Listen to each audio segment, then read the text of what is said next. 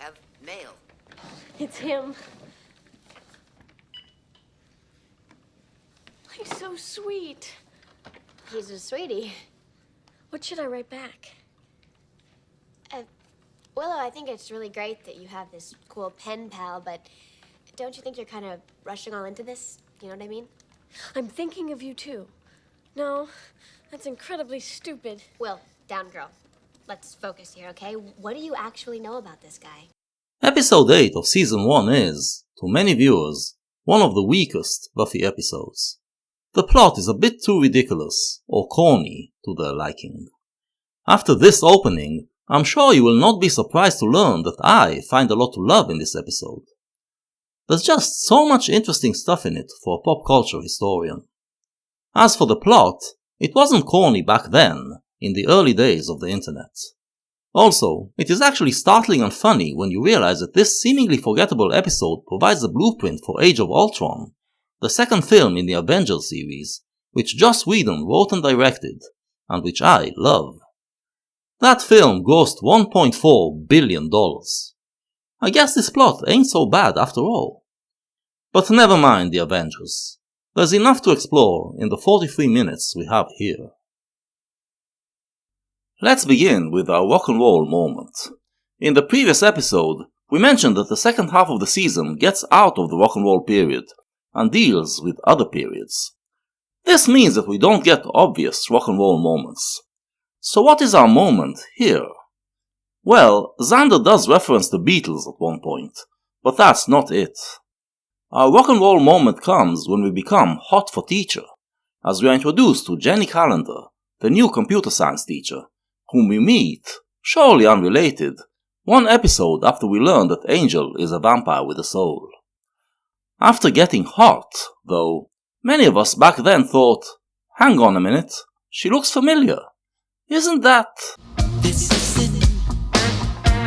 It's time for you to go to the wire. Yeah, Robbie Lamorte was kind of a rock sex symbol in the 90s, and her presence immediately added some cool points to the show. At least for some of us. But she moved on from those funky days, on into playing a more brainy character, representing a new kind of sexiness for a new period. Like I said, we are out of the rock and roll period. The previous episode we discussed, episode 7, went backwards. This one goes forward, and, for the first time, dives into the dawning new world, the world of the cyber period. This isn't a fad, Rupert. We are creating a new society here. A society in which human interaction is all but obsolete, in which people can be completely manipulated by technology. Well, thank you, I'll pass. Yes, that world. Our world. And, looking back, it was pretty insightful about what was going to happen. This prediction by Giles was quite easy to make, but the insights go deeper. This is the first time the show introduces a demon, and it is no coincidence. The whole point of this episode is to deal with the demons released by this new period. On surface level, it's about the dangers of online attachments and the possibility of being deceived. This was already a worn-out topic at the time. As with every new medium, the appearance of the World Wide Web was accompanied by horror stories in the media, and culture guardians raising alarm about the dangers to the kids. The episode exists in this atmosphere. He could be a circus freak. He's probably a circus freak. Yeah, I mean, we read about it all the time. You know, people meet on the net, they talk, they get together, have dinner, a show, horrible axe murder. Willow, axe murdered by a circus freak. But analyzing this story is just skimming the surface. Sorry, scanning the surface. There are deeper themes explored by the creators here, perhaps even unwittingly. Forget the story on the screen. Let's focus on what it shows us about the software, and even the hardware, of this dawning period. For starters, while there is a sense of stepping into a new world, there's a feeling of going backwards as well, even more backwards than the Angel episode did. We start in the Middle Ages, and in a way, we never leave.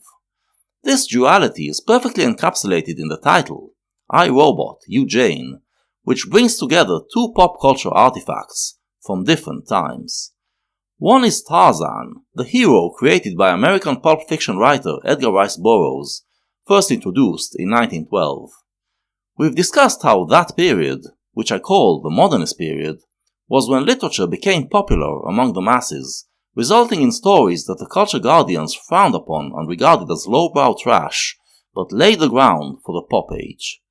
Burroughs was one of the most successful of these writers, and his prolific career in writing adventure, sci-fi and fantasy literature was launched by the sensation created by his Tarzan series, about a baby born to an English aristocratic family who loses his parents in the jungles of Africa and is raised by apes. Once grown, he proves to be superior to the apes due to his human nature and becomes their king. He rules the jungle until an expedition of white people are lost in it, including a young American woman, Jane Porter. Tarzan saves Jane, falls in love with her, and the humans teach him the ways of civilization and take him back with them. This is how the first book ends, and the rest of the series is about his adventures among the so-called civilized people, adventures that often lead him back to the jungle. This is a very modern story. The idea of Western culture spreading and civilizing the savages is part of the modern paradigm, of the idea of the progress of humanity.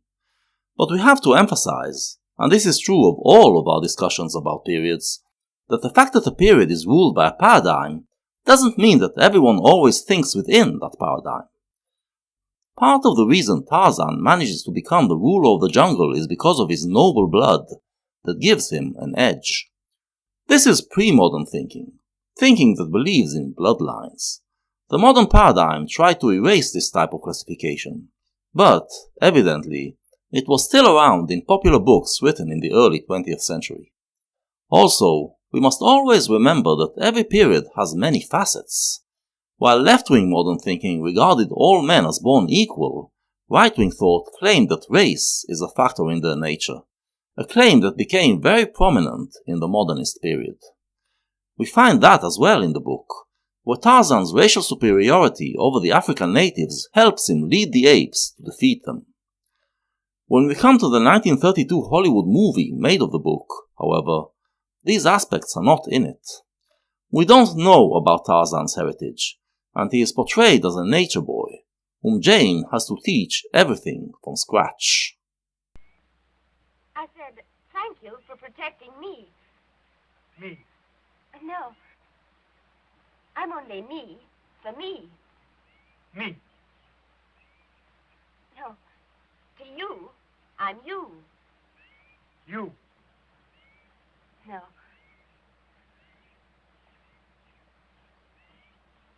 I'm Jane Parker. Understand? Jane. Jane. Jane. Jane. Jane. Yes, Jane. You? Jane. Jane. And you? You. Tarzan. Tarzan. Tarzan. Jane. Tarzan. Jane. That's right. Tarzan. This exchange is remembered in pop culture as me Tarzan, you Jane, and sometimes I Tarzan, you Jane. It became a famous movie quote, even though it is not from the movie, and it provides the basis for the title of this episode. It was also the way in which the speech of primitive people would be portrayed in pop culture from then on. It shows the feeling of superiority of Western people, perceiving themselves as capable of completely understanding so-called primitive cultures, whereas primitive people must be civilized before they can understand us. It's part of the modern belief, inherited from the Enlightenment, that the human mind has a top-down view of nature and will eventually be able to fully understand it.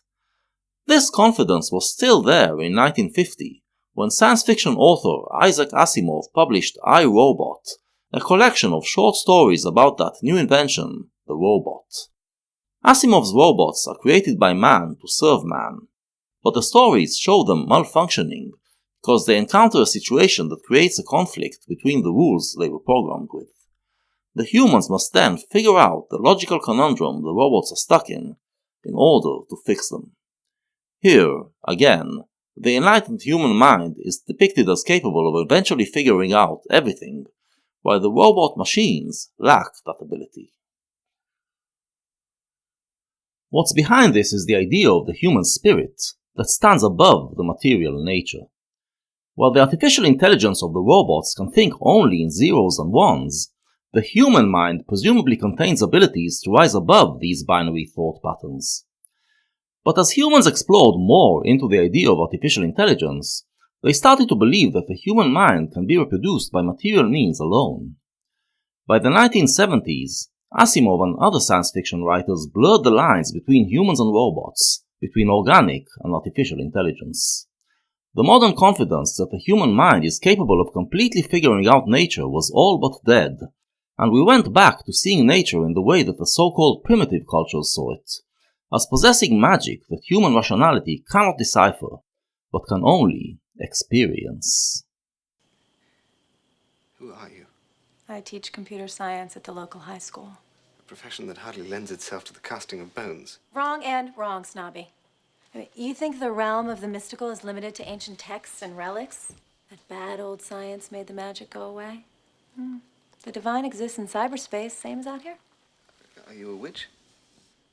I don't have that kind of power. Techno-pagan is the term. Techno-paganism was a thing in the 90s, as people felt that the process we described does indeed validate the beliefs of pagan cultures. Add to that the rise of rave music, when electronic dance beats, created by digitized instruments, sent millions into tribal dances that adopted some pagan customs. But, remember, this show isn't about a return to nature, but the return of the supernatural. Buffy the Vampire Slayer was one of the first pop culture artifacts that said, well, if we're going back to the pagan belief in magical nature, then all those supernatural creatures that pagans believed in, like demons, can make a comeback as well.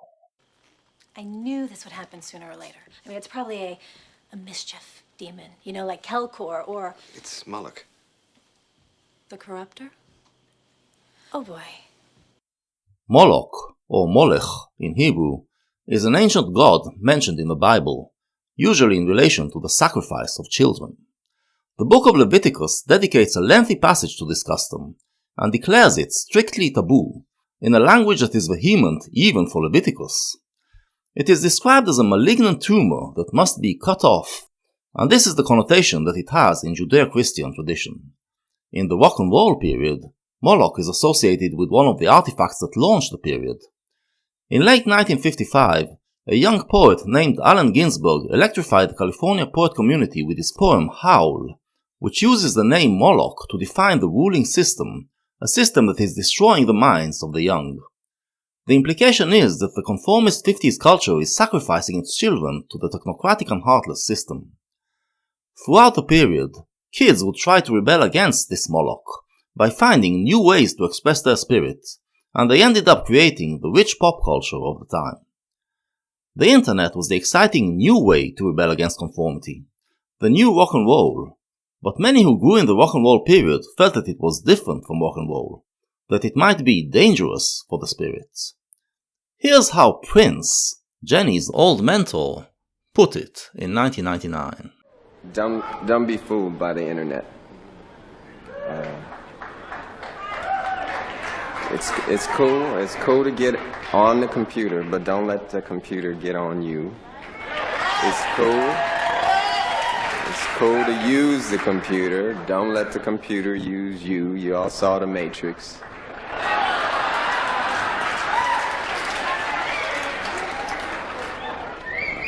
There is a war going on. The battlefield's in the mind. And the prize is the soul. So, just be careful. This is also the fear at the basis of this episode, which warns that the internet brings back Moloch in a new guise, the guise of a demon corrupting the kids. We meet two of those kids at the beginning of the episode. One is Fritz, so called because he's on the Fritz. The printed page is obsolete. Information isn't bound up anymore. It's an entity. The only reality is virtual. If you're not jacked in, you're not alive. This mentality is actually very typical of the rock and roll period. Kids would find something that thrilled them, and believed that they found the key to a better world. In the 80s, some became fanatical over the new realm of cyberspace, and sounded very much like Fritz does here. The term jacked in was coined by science fiction author William Gibson, the first to truly explore the idea of cyberspace. It meant to actually upload your mind into the internet and reside for a while in the virtual world before returning back to your physical body. It was an exciting new idea, suggesting endless possibilities of becoming whatever you want to be in the endless dominions of cyberspace. For nerds, whose physical presence was subject to shame and ridicule, it was an idea that provided escape, and Fritz is one of those nerdy kids who was swept by it. He uses the term jacked in for someone who has adopted the new consciousness, and regards the virtual reality, as zealous fanatics do, as the only reality that matters. With this mindset, he falls easy prey to Moloch. Dave is a different kind of kid, shy and introverted. His name brings to mind another Dave, Dave Bowman, the astronaut from Stanley Kubrick's masterpiece 2001: A Space Odyssey, the first film to take the issue of artificial intelligence seriously.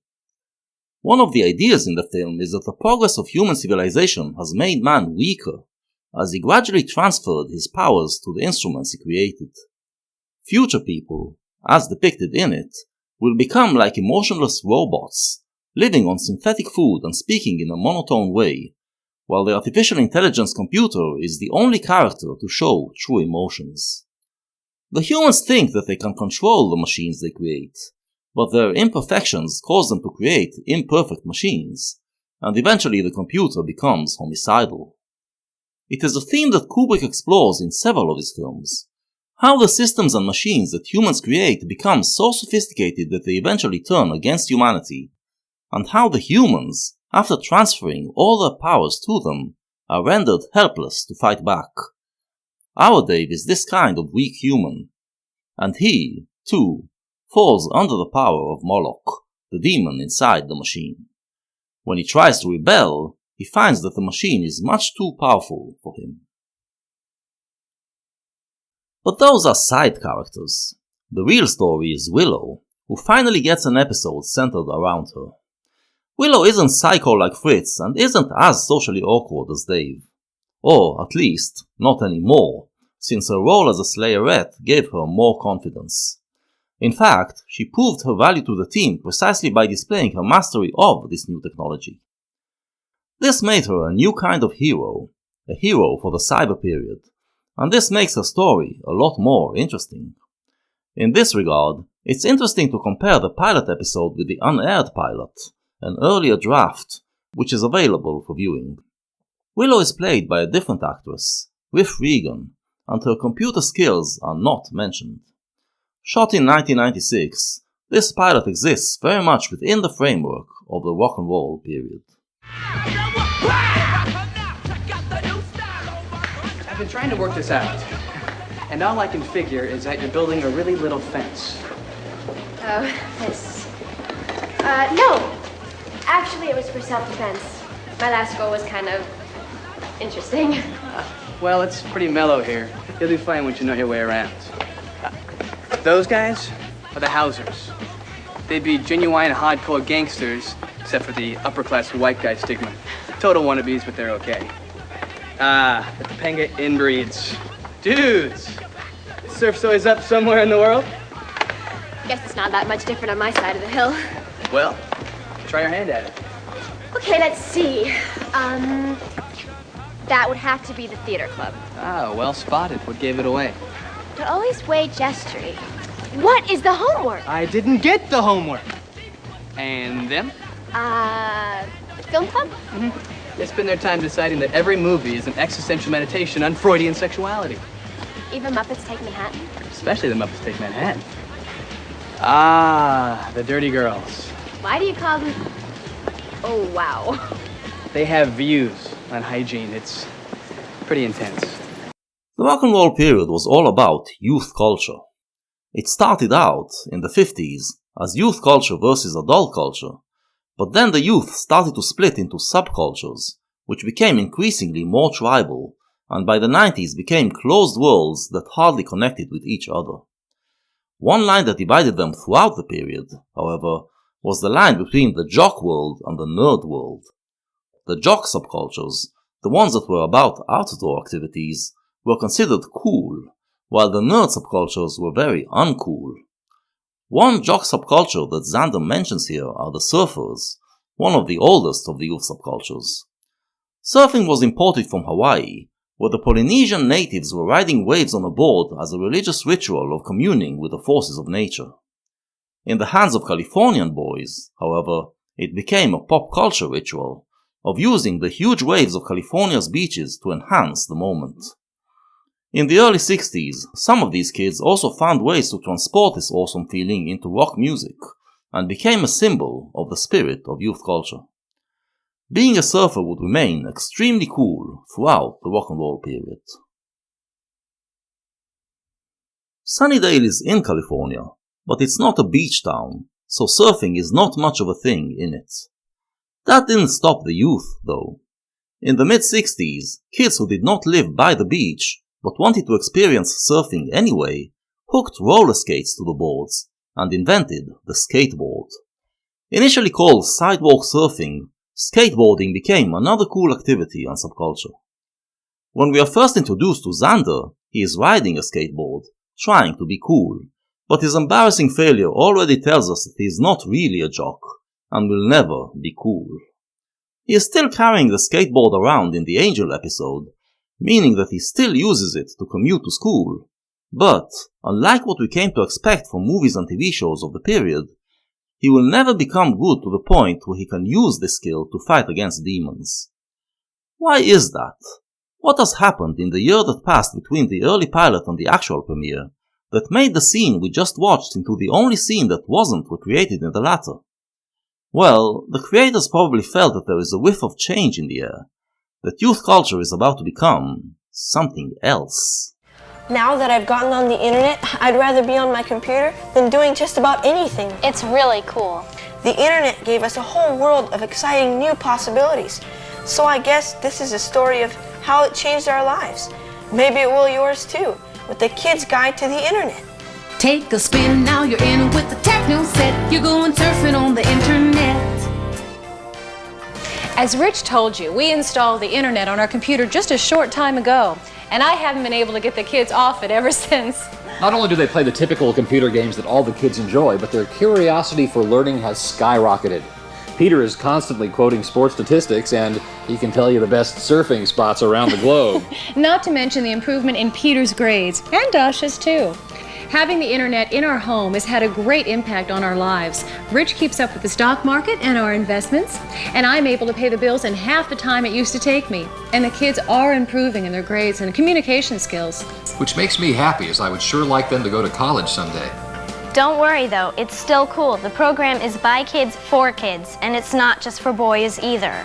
You'll learn how the net can entertain you and take you to far-off locations and meet new people. And at the end of the tape, I'll be back to tell you how to safeguard your computer so that you can reduce your concerns about the kinds of websites your children can visit. This awful half-hour broadcast, aired just a few weeks before the Buffy pilot, was made to teach people about the internet, to make it less frightening. We are told that the boy is into surfing, but it also provides a new meaning to the word surfing.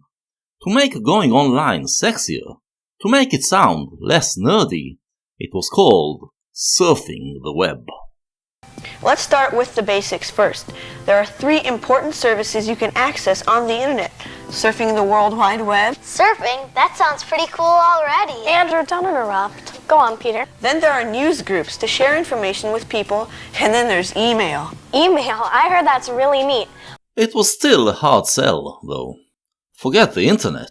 Many people still didn't even see the need of buying a home computer. Now, you know what we need in this house? Poison gas coming through the vents? He only thinks of himself. What do we need, dear? A computer. Okay, Al, write him a check. Oh, yeah, sure. Hey, even better. Go to the vault where we keep the gold bars and chip off what you need. Come on, Al. Don't you want Bud to have all the things you never had? You know, an education, a good job, A happy wife? Come on, Peg, you can't tell me that seeing me up to my armpits in misery doesn't make you happy. Now, we're not getting a computer. Computers are ruining the country. Computers and women. Isn't there quite similar, Al? Because you don't know how to turn on either one. I'm not interested in either one. Mom, can I have a computer? Of course you can, dear. What color would you like? I must be dead. I speak. No one hears me. Now, we have to get Bud a computer. He has a chance to be the first Bundy ever to go to college. My Uncle Edwin went to college. He was a cadaver for the pre-med students. This Married with Children episode is from 1989, when home computers were still a luxury. Peg and the kids want it, and pretend it's for the reasons the commercials told us computers were for. But actually, it is just because they like new commodities. Al, the only breadwinner in the family, doesn't see the need in this high expense. Meantime, you're getting a computer? We don't need a computer. And I'll tell you what would happen if we got one. Just like when we had the kids, everybody oohs and ahs the first couple of days. Then after the novelty wears off, it just sits there, collects dust, and cries for food. No, I'm telling you, nobody needs kids. No, I mean a computer. Much like a family, what will a computer do for me? We can do all sorts of things, like keeping up with sports scores. Newspaper. Social events. TV guide.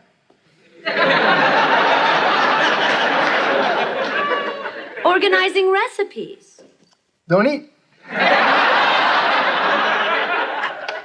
Doctor's appointments. Don't care. Maybe we're talking to the wrong person. Peggy, a computer can be the most wonderful thing in the world. I'm sold. No, really. I don't care. I'm sold. Let's get one.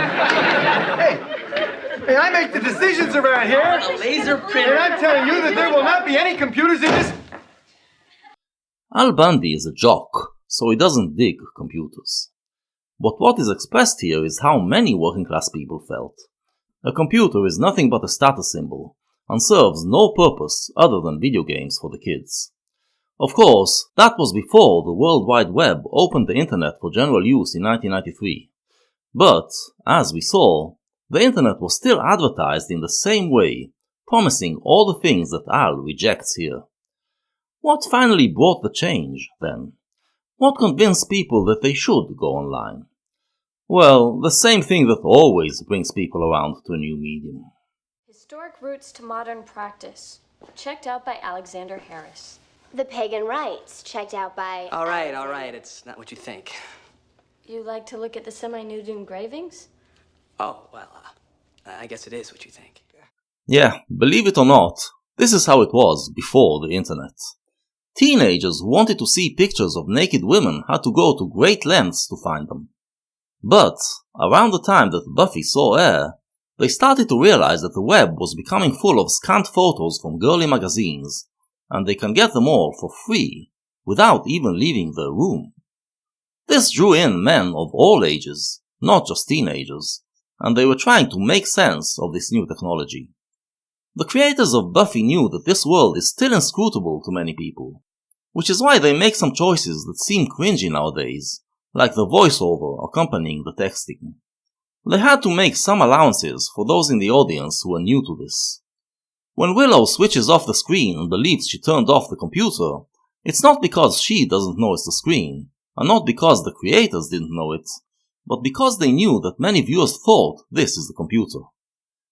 There were many amusing stories at the time by tech support people, who got calls from users complaining that the computer doesn't work, and only after some questioning remembered that, oh yeah, something happened to that box that is connected to it. What I'm saying is, we should keep that in mind, and realize that we are supposed to understand that Willow actually did turn off the computer, and Moloch then turned it on again with his powers. Instead of cringing, we should experience this episode as a fascinating snapshot of those hazy days of early internet. Things changed pretty quickly after that. By 1999, file-sharing technology drew many more people in, as they all realized they could acquire their favorite music online for free. This brought even boomers on board, But it also meant an end to the world of the boomers, the world of the rock and roll period. In that period, you were defined mainly by your record collection, or by your collection of other pop artifacts. Now that it was all free and easy to acquire, they could all download and listen to music of other musical subcultures, and the tribal distinctions were blurred. The scene of Xander explaining the different groups became yesterday's news. Instead, online culture started to take over, which meant that nerds were beginning to be seen in a whole new light. Willow! You are so very much the person I want to see. Oh, really? Yeah, you know, I kind of had a problem with the math. Which part? The math. Can you help me out in third period? Please be my study buddy. Well, what's in it for me? A shiny nickel. Okay. But you shouldn't be having a problem with it, Xander. This is how Willow was originally imagined, and she's like nerd girls were usually portrayed in the rock and roll period. Dorky, shy, unsexy, and lacking much of a personality. Alison Hannigan keeps the shy and dorky part, but adds so many little quirks that she makes her instantly adorable, and gives her tons of personality. 1997 was the year when the image of the nerd girl had undergone a complete makeover, and it wasn't just Willow Rosenberg. A week before Buffy premiered, MTV presented the premiere of Daria, a new cartoon show. Its titular hero, Daria Morgendorfer, was already known to viewers for several years from the show Beavis and Butthead, another show that satirized the rock and roll period and showed every facet of it devolving into total imbecility. That period was dominated by teenage boys, and its two moronic male heroes were a mirror image to what became of it. Daria was there to provide sarcastic commentary from a smart girl's perspective, and now she got her own show, opening a window to the nerd girl's world, an alternative to that fallen boys' world. And on the bookshelves, a few months later, the first Harry Potter book appeared, following the adventures of a nerdy little boy who discovers he's a wizard, but it is obvious from the start that the real star is his little witch friend, Hermione Granger. With Willow, Daria, and Hermione, the nerd girl suddenly became the most interesting character for pop culture to explore. So let's see what happens to our nerdy girl hero. The episode begins with Willow being even cuter than usual. All right, guys, let's wrap it up for today. I've just got a few more. I'll hang for a bit. Cool, thanks. Xander, you want to stay and help me? Are you kidding? Yes, it was a joke I made up. She is so cute that you wonder why she can't find a boyfriend. But that was the thing about the rock and roll period. Nerds were perceived as undesirable, no matter how cute they were. And because of that, she falls for the first guy to show interest in her, making it easy for Moloch to seduce her. Within a week, he has her under his spell, making her change her habits, skip school, and even turn on her friends. This just isn't like you. Not like me to have a boyfriend? He's boyfriendly? I don't understand why you don't want me to have this. I mean, boys don't chase me around all the time. I thought you'd be happy for me. I just want you to be sure. To meet him face to face. In daylight. In a crowded place with some friends. You know, before you become all obsessive. Malcolm and I really care about each other. A big deal if I blow off a couple classes. I thought you said you overslept. Malcolm said you wouldn't understand. Malcolm was right. Buffy is behaving like a perfect friend here, trying to support Willow on one hand while warning her on the other. But Willow is so obsessed with her new boyfriend Malcolm that she can't appreciate it. The interesting part is that Malcolm, aka Moloch, likes her back. While Fritz and Dave are just instruments to him, and he kills them once they serve no more purpose, he sees Willow as the creator that gave him life, and wants her beside him. He thinks it's love, but Willow knows better, and shows her newfound strength of character by standing up to him. This was supposed to be a take on the trope of the monster falling in love with the damsel, but it doesn't really work. One of the main reasons why this episode isn't highly regarded. Buffy then comes in to save Willow, and does so, once again, by displaying her awareness of the environment. Since Moloch is not familiar with the modern world, she gets him by making him punch an electrical box and electrocute himself. Previously, we saw her using the bronze environment to her favor, and said it was a metaphor for her understanding of the rock and roll period. Here, the metaphor shows us that she understands the cyber period as well. Although, it should be said, if she's so aware of her surroundings, you'd expect her to spot the body hanging in the middle of the... never mind. Television. Anyway, this is the major plot, and it's not among the show's best. But the B-plot, involving Giles and Jenny, is a lot more interesting, both philosophically and romantically, and it is this plot that I find to be highly insightful and thought-provoking. The episode begins in the year 1418, in Italy, where we meet the demon Moloch, corrupting and killing young Italians. A bunch of Catholic priests then perform a ritual that traps him in a book, turning his essence into written words. These were the years of the early Renaissance, the transitional phase out of the Middle Ages, and books played a big part in that. By using words to explain nature, man imposed rationality on reality, made it possible for the human mind to make sense of it, and gradually drive away the belief in the supernatural. Back then, in the early 15th century, it was only a small group of scholars who were doing it, but in the middle of the century, print was invented, and books became more available, giving more people access to information and knowledge. In our discussion of Never Kill a Boy on the First Date, we discussed books, and made a distinction between the Master and Giles on how they treat them. We saw that the Master reads books that were handwritten, and treats them as an absolute authority, whereas Giles reads books that were printed, and treats them as generally authoritative, but not necessarily so. Giles represents the modern man, whereas the Master has a medieval mindset. We've also discussed how the Pop Age rebelled against the authority of the written word, and preferred to experience reality itself. When you impose the written word on reality, arrange it into sentences, you put things in successive order, creating a time continuum, even if they all happen simultaneously. The kids of the Pop Age, we showed, want to live in the now, and now where several things can happen all at once. But this only pertains to experiences. When it comes to knowledge, Buffy and her friends still defer to Giles and his books, accepting them as the authority. They are kids of the rock and roll period, and at the end of episode 5, we saw Giles coming to terms with it.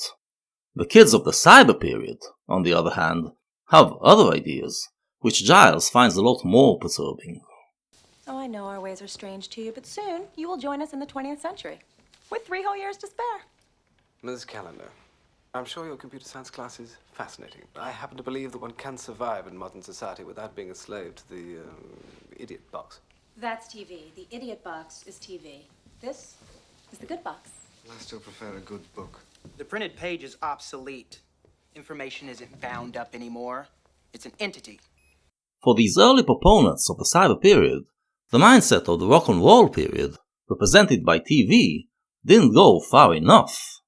They believe that not just the world of experiences has to be freed from the tyranny of the printed word, but also information.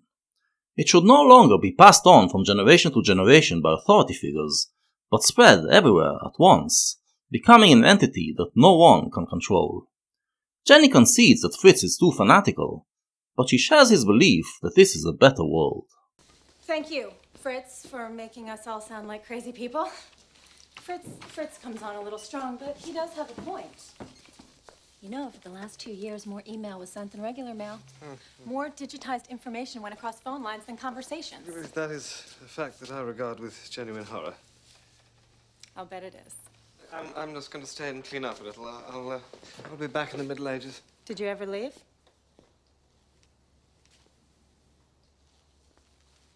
Besides being a great burn by Jenny, it shows us her mindset. The modern age distinguished itself from the Middle Ages, which it regarded as a dark age, by claiming that knowledge is no longer in the hands of the few who hold the books, but has been democratized.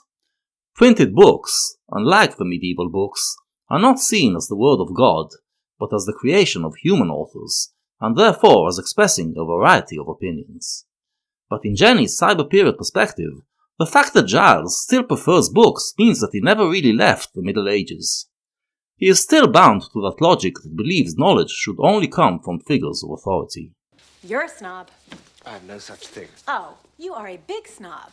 I mean, you think that knowledge should be kept in these carefully guarded repositories where only a handful of white guys can get at it. Nonsense. I simply don't adhere to a knee-jerk assumption that because something is new, it's better. As a woman arguing with a man, Jenny can't help slipping some feminism into it, blaming Giles for upholding a patriarchal system. This, again, lumps modern literature together with medieval literature, ignoring the fact that modern literature was the medium that gave women the way to express themselves, the first Western art form in which they thrived. But Jenny has a point. Our figures of authority, at least back when the show was made, are mainly European men, and by upholding literature superior, you keep it so. But Giles has a point as well.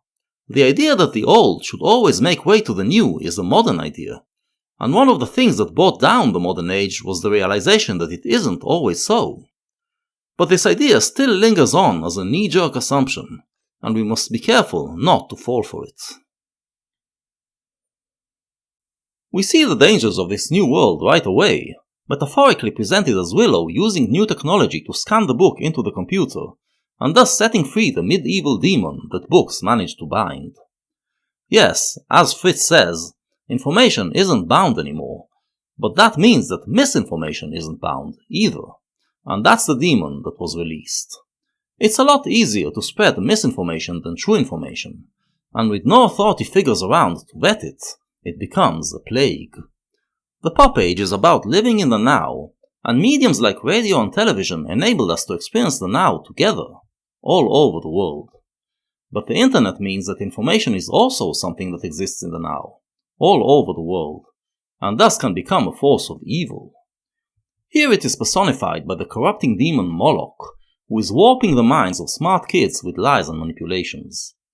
For those in the audience who still did not understand how dangerous a technology that is everywhere at once can be, the show makes sure to spell it out. Are we overreacting? He's in a computer. What can he do? I mean, besides convince a perfectly nice kid to try and kill me? I don't know. How about mess up all the medical equipment in the world? Randomized traffic signals? Access launch codes for our nuclear missiles? Destroy the world's economy? I think I pretty much capped it with that nuclear missile thing. Our heroes find a solution. With the help of Jenny, Giles uses magic to drive Moloch out of the internet and trap him again, not in a book this time, but in a robot body. Doesn't matter. Once he is no longer everywhere, but confined to one place, Buffy can slay him and restore humanity. But this is a fantasy tale.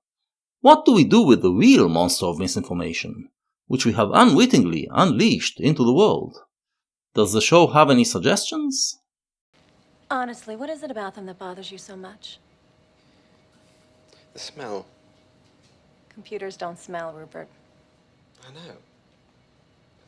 Smell is the most powerful trigger to the memory there is. A certain flower or a whiff of smoke can bring up experiences long forgotten. Books smell musty and rich. The knowledge gained from a computer is it has no texture, no context. It's there and then it's gone. If it's to last, then the getting of knowledge should be tangible. It should be smelly. We've criticized Giles for not updating himself to the rock and roll period and remaining stuck in books. But here, with the looming of the cyber period, his old-fashioned ways suddenly become a much-needed safeguard. When we exist in virtual reality, we lose connection with the physical world, and with our history. Giles reminds us how important it is that we keep at least one foot in the physical world as well, where we have senses like smell, tactile things like books, and our memories. The books contain memories that ground you in your history, and make you stronger. He also reminds us that we should not regard knowledge as something that is ready-made, existing in the now like other pop culture artifacts, but something that we need to put work into achieving. Jenny, finally, realizes that he has a point. She is also totally smitten, and immediately shows that she may not be a witch, but that doesn't mean she can't work some charms. Well, you really are an old-fashioned boy, aren't you? Well, I don't dangle a corkscrew from my ear. That's not where I dangle it. I don't even want to know. But this is part of the neo-pagan thing, a return to body art, like tattoos and piercing. Pagan cultures regarded humans as part of nature, and body art symbolized all sorts of things in this connection with nature. Western culture, on the other hand, regarded the soul as coming from somewhere outside of nature, and trapped in the natural body. Art was perceived as an expression of the soul, trying to transcend the material world. Christian thought regarded the body as a temple that we reside in, and therefore should not desecrate. The cyber period returns to body art, and with new technological and medical inventions, we can cut into the body like never before. For neo-pagans, it is a return to the idea of being part of nature, and is basically innocuous. But in other cases, it can sometimes be an expression of the period's detachment from the body. The period's favorite mediums, like the internet, video games, and fantasy literature, all take us away from our physical reality, from our actual history, from our nature. Identity has become detached from the body, and they both became something to play with. One reason I chose to analyze Buffy is that it is a show that is still connected to the old world, still touches grass, still grounds us in physical reality and actual history, and thus forms the basis for a healthier approach to today's world. One thing we see on the show is that there is one type of people who have a hard time finding their place in this new world. Okay, for those of us in our studio audience who are me, you guys are saying that Moloch is in this computer. And in every computer connected to it by a modem. He's everywhere. This is the episode in which the character of Xander starts to assume the role of the layman, representing those of us who are confused by the new world. In the rock and roll period, boys who weren't smart could get by on their physical prowess. We've talked about how Xander isn't cool in the rock and roll period, but he can at least try. He may not be a skateboard champ, but at least he can skate. In the new period, however... Okay. Red zone. Oh, did you just see that? God, skateboards, that was like so 5 years ago. This was a snippet from the movie Clueless, that came out in 1995 and was one of the films that ushered in the cyber period. For a while, it made the California Girl the new arbiter on cool, opening the way for Buffy. With hindsight, it was the beginning of a period in which girls are the protagonists, while boys find a hard time adjusting. Xander will struggle to find his place throughout the show's run, reflecting this social problem. The show is sympathetic to this struggle, and we see him growing into his masculine role. This is the first episode in which he gets to help the Slayer by physically overpowering someone, and he will get better in this department. What about other departments, though? Well, this is also the first time he gets to provide some valuable information, but it isn't due to any talent that he has. What was the name of this place? It said CRD, but I couldn't get close enough to see what it was. Calax Research and Development. It's a computer research lab. Third largest employer in Sunnydale, top closed down last year. What, I can't have information sometimes? It's just somewhat unprecedented. Well, my uncle used to work there, in a floor sweeping capacity. Okay, floor sweepers are needed in the cyber period as well, but that's not really a solution. For boys like Xander to find their place in this period, pop culture has to create masculine role models they can emulate. I'm not sure we are there yet, and the grains of this failure, as we shall see, can already be found in Buffy.